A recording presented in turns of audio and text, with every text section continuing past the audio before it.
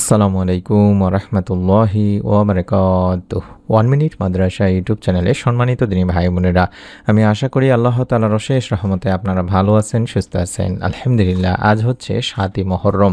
আসরের পরে আমরা কষ্ট করে 3 মিনিট সময় দিয়ে একটি ছোট্ট আমল করব।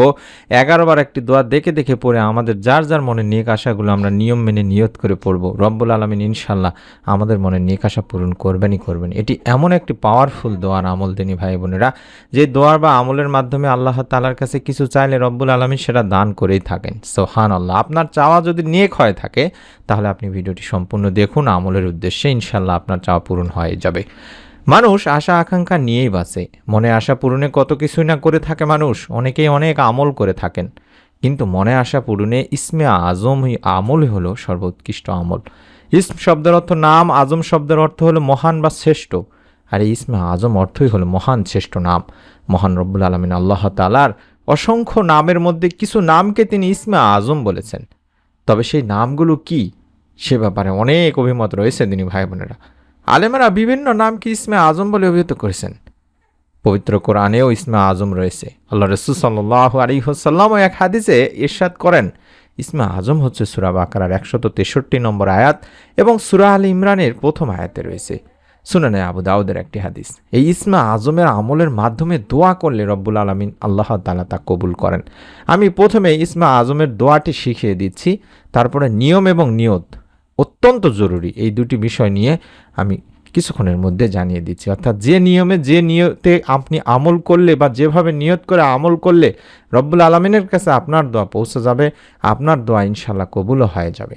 আল্লাহুম্মা ইন্নী আসআলুকা বিআন্না লাকাল হামদু লা ইলাহা ইল্লা আনতাল মান্নান বাদিউস সামাওয়াতি ওয়াল আরদ ইয়া জাল জালালি ওয়াল ইকরাম ইয়া হাইয়্যু ইয়া কাইয়্যুম। কতবার পড়বেন, কি নিয়মে পড়বেন এবং পড়ার আগে কিভাবে নিয়ত করবেন সেটিও বলে দিচ্ছি, এবং কিভাবে মুনাজাত করতে হয় সেটিও বলে দেব।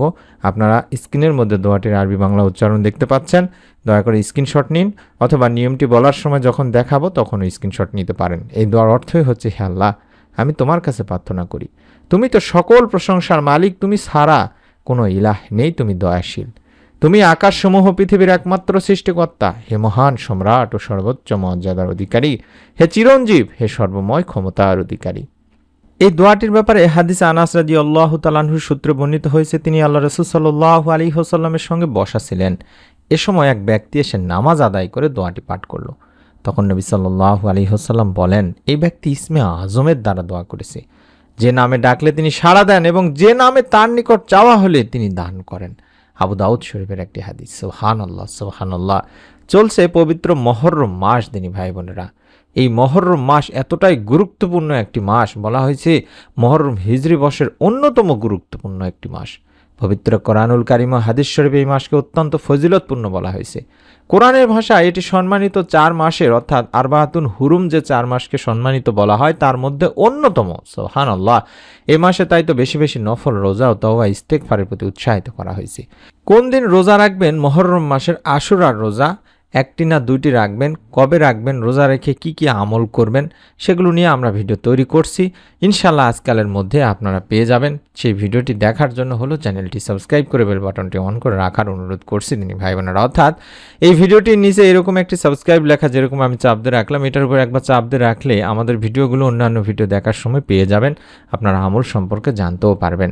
কারণ রমজানের পর এই মুহররম মাসের রোজাগুলোর কথা সবচেয়ে উত্তম রোজা বলা হয়েছে। নবী করিম সাল্লাল্লাহু আলাইহি সাল্লাম নিজে বলেছেন। আবু হুরায়রা রাদিয়াল্লাহু তাআলা আনহু থেকে বর্ণনা করা হাদিসটিতে বলা হয়েছে, তিনি বলেন, রাসূল পাক সাল্লাল্লাহু আলাইহি ওয়াসাল্লাম বলেছেন, রমজানের পর সবচেয়ে উত্তম রোজা হচ্ছে আল্লাহর মাস মুহররমের রোজা। অর্থাৎ মুহররমকে আল্লাহর মাসও বলা হয়। আর ফরজ নামাজের পরে সবচেয়ে উত্তম নামাজ হচ্ছে রাত্রিকালীন নামাজ বা তাহাজ্জুদের নামাজ দিনী ভাই বোনেরা। এটি সহিহ হাদিস, সহিহ মুসলিম শরীফের।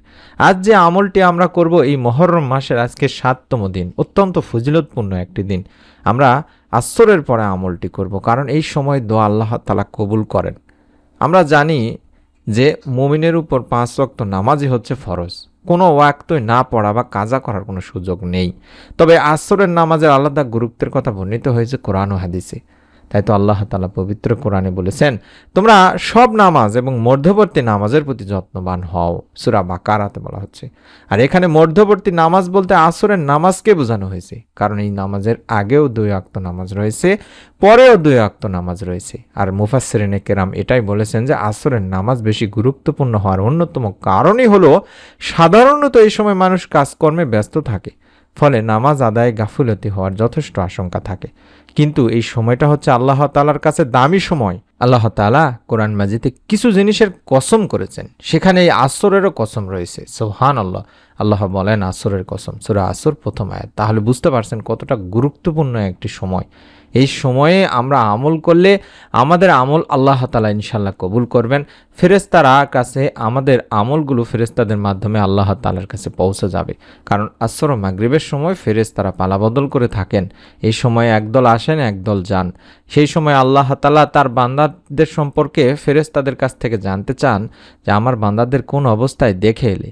আল্লাহ তাআলা কিন্তু নিজে সবচেয়ে বেশি ভালো জানেন, তারপরেও জানতে চান ফেরেশতাদের কাছ থেকে, যাতে করে ফেরেশতারা সাক্ষ্য দেন যে আমার বান্দাদের সম্পর্কে ফেরেশতাদের মাধ্যমে আমি যেন আমার বান্দাদেরকে ক্ষমা করে দিতে পারি সাক্ষী রেখে। তাই আমরা এই সময়টিকে বেছে নিব দিনী ভাই বোনেরা। রব্বুল আলামিন কোনো না কোনো একটা ওসিলা করে বান্দাদের গুনাহ মাফ করে থাকেন এবং সাক্ষী রাখেন।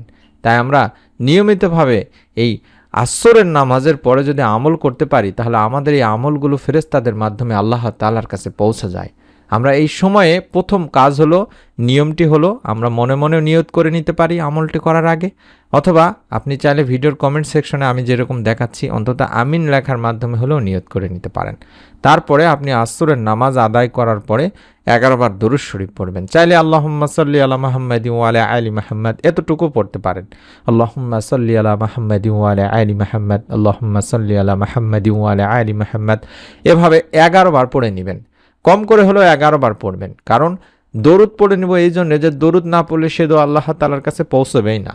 হযরত আনাস রাদিয়াল্লাহু তাআলা আনহু সূত্রে বর্ণিত হাদিসে আল্লাহ রাসূল সাল্লাল্লাহু আলাইহি ওয়াসাল্লাম বলেছেন, যতক্ষণ আল্লাহ রাসূল সাল্লাল্লাহু আলাইহি ওয়াসাল্লামের উপর দরুদ পড়া হবে না, ততক্ষণ পর্যন্ত সেই দোয়া বাধাগ্রস্ত অবস্থায় থাকবে, অর্থাৎ এই দোয়া আসমান ও জমিনের মাঝখানে ঝোলানো থাকবে।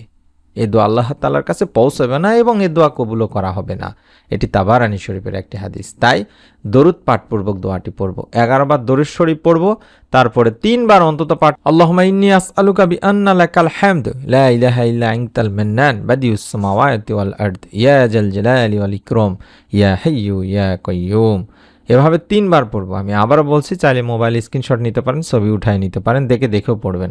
প্রথম নিয়ত করবেন ভিডিওটির কমেন্ট সেকশনে অন্তত আমিন লেখার মাধ্যমে। দ্বিতীয়ত দরুদ শরীফ পাঠ করবেন, যে কোনো দরুদ 11 বার পাঠ করবেন। তারপরে আপনি যে দোয়াটি দেখতে পাচ্ছেন স্ক্রিনের মধ্যে, এই দোয়াটি 3 বার পাঠ করবেন। আল্লাহুম্মা ইন্নী আসআলুকা বিআন্না লাকাল হামদু লা ইলাহা ইল্লা আনতাল মান্নান বাদিউস সামাওয়াতি ওয়াল আরদ ইয়া জাল জালালি ওয়াল ইকরাম ইয়া হাইয়্যু ইয়া কাইয়্যুম। তারপরে 2খানা হাত তুলে দোয়ার শুরুতে আল্লাহর প্রশংসা হিসেবে আপনি বলতে পারেন আলহামদুলিল্লাহ, অথবা সূরা ফাতিহা পুরোটি বলতে পারেন। তারপরে আল্লাহ তাআলার আরও পবিত্র যে গুণবাচক নামগুলো রয়েছে, যেমন ইয়া জাল জালালি ওয়াল ইকরাম ইয়া হাইয়্যু ইয়া কাইয়্যুম ইয়া রহমান ইয়া রাহিম ইয়া কারিম, এভাবে আল্লাহ তাআলার কাছে বলতে পারেন। আল্লাহ আমাকে রিজিকে বরকত দান করো, তোমার রাজ্জাক নামের ওসিলায় রিজিকে বরকত দান করো, রহমান নামের ওসিলায় আমাদের উপর রহম করো, দয়া করো, আমাদের নেক সন্তান লাভে সুসংবাদ দান করো, এই আমলের ওসিলায় মনে নেক আশা পূরণ করো। এভাবে আল্লাহ তাআলার কাছে দোয়া করবেন এবং দোয়ার শেষে আবারও কয়েকবার দরুদ শরীফ পাঠ করবেন। এভাবে নিয়ম মেনে নিয়ত করে আমলটি করুন, রব্বুল আলামিন ইনশাআল্লাহ আপনাকে নিরাশ করবেন না দিনী ভাই বোনেরা। এবং আবারও বলছি, আপনি নিজে আমলটি করবেন, আপনার নিকট আত্মীয় স্বজনদের কাছেও আমলটির কথা বলবেন। আর নতুন যে আমলের ভিডিও তৈরি করছি এই মুহররম মাসের আশুরার রোজা নিয়ে, আমরা সেই ভিডিওগুলো দেওয়া মাত্র যাতে আপনি আপনার মোবাইলে পেয়ে যান, দেখতে পান, তার জন্য এই ভিডিওটির নিচেই সাবস্ক্রাইব লেখাটিতে আবারও বলছি একবার অন্তত চাপ দিয়ে রেখে দিন। ইনশাআল্লাহ আমাদের নতুন আমলের ভিডিওগুলো আপনি পেয়ে যাবেন, দেখতে পাবেন। আল্লাহ তাআলার কাছে দোয়া করি, আল্লাহ তাআলা যারা আমলটি করবেন নিয়ত করেছেন তাদের মনের নেক আশা এই আমলের ওসিলায় পূরণ করে দিও, আমিন। আসসালামু আলাইকুম ওয়া রাহমাতুল্লাহি ওয়া বারাকাতুহু।